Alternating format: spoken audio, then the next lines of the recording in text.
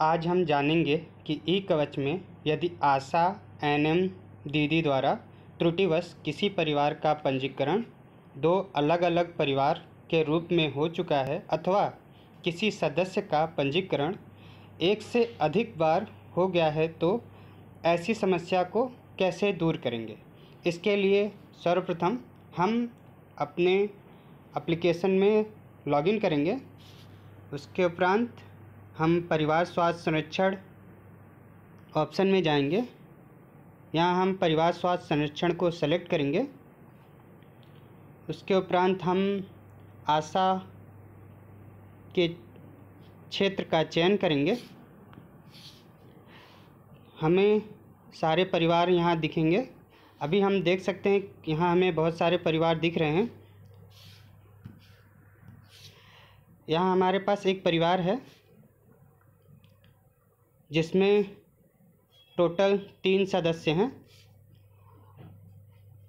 इस परिवार के कुछ सदस्यों का पंजीकरण किसी अन्य परिवार में भी हो चुका है। जैसे हम देख रहे हैं उस परिवार के कुछ सदस्यों का एक अलग परिवार के रूप में पंजीकरण हुआ है, जहाँ पे हमारे पास जो राजकुमार गुप्ता हैं जिनका पंजीकरण 2 बार हुआ है।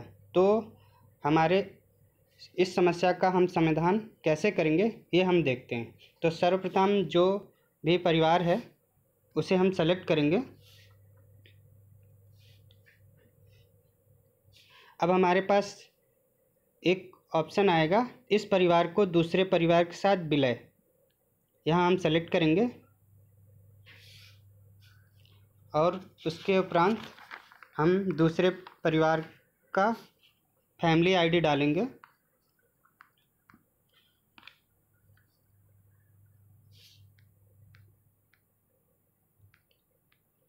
अब हम देख सकते हैं यहाँ पे दोनों परिवार का डिटेल आ रहा है, जिसमें से जो राजकुमार गुप्ता हैं उनका रजिस्ट्रेशन त्रुटिवश 2 बार हो चुका है। तो अब हम इन दोनों परिवारों को आपस में मर्ज करेंगे अथवा विलय करेंगे। और साथ ही साथ जो हमारे मेंबर हैं जिनका 2 बार रजिस्ट्रेशन हो चुका है यानी पंजीकरण हो चुका है, उनको हम कैसे, उनका डाटा हम कैसे हटाएंगे। तो इसके लिए हम दोनों परिवारों को सर्वप्रथम मर्ज करते हैं यानी विलय करते हैं।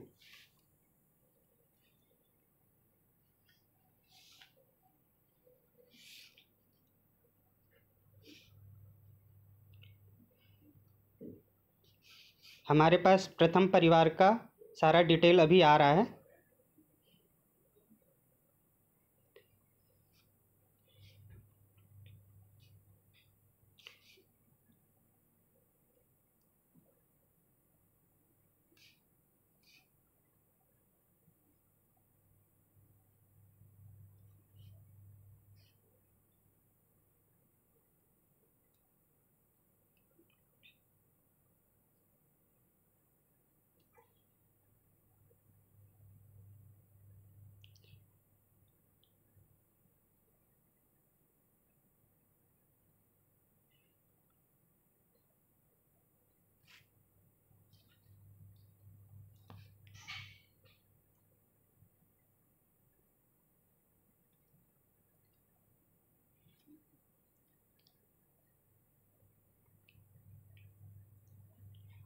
अब हम देख सकते हैं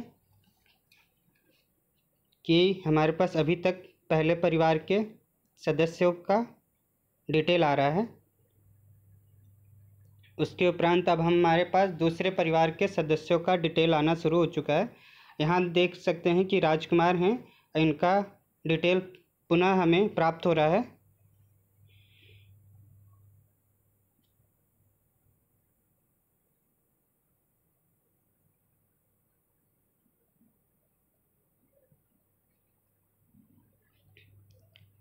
चूँकि हमारा यह पुनः हमारे सदस्य का डिटेल आ रहा है, तो अब हम यहाँ पे इस बार सेलेक्ट करेंगे विवरण को मिटाएं।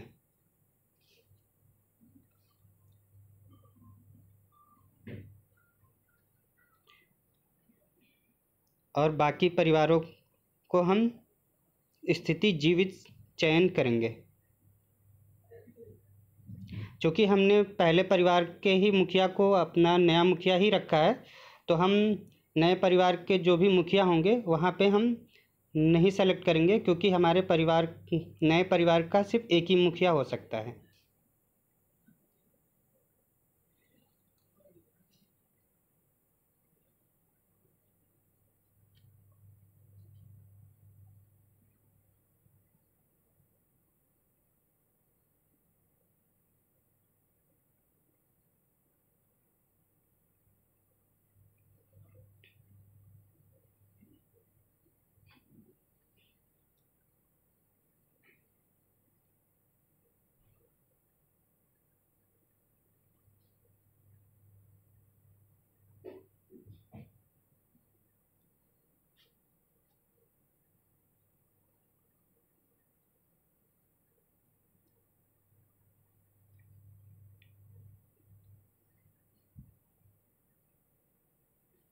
अब हमारे पास अंतिम में डेटा को दर्ज करने का ऑप्शन आएगा।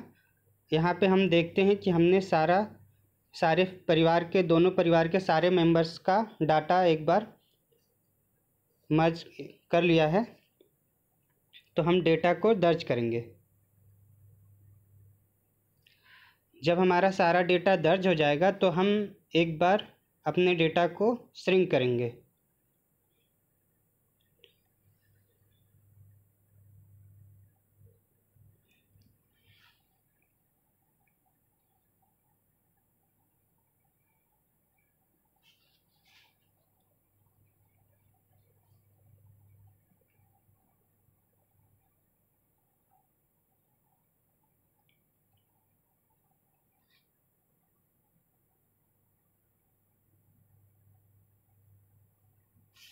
अब हमारा डाटा श्रिंक हो चुका है। अब हम चेक कर सकते हैं कि हमारे दोनों परिवार मर्ज हुए हैं या नहीं, तथा हम जो हमारा डुप्लिकेट डाटा था, अर्थात जिस सदस्य का पंजीकरण 2 बार हो चुका था, वो डाटा सही हुआ कि नहीं।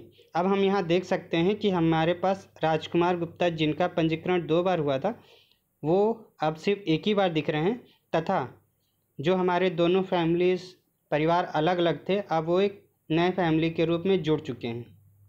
इस प्रकार हम अपनी समस्या का निवारण कर सकते हैं।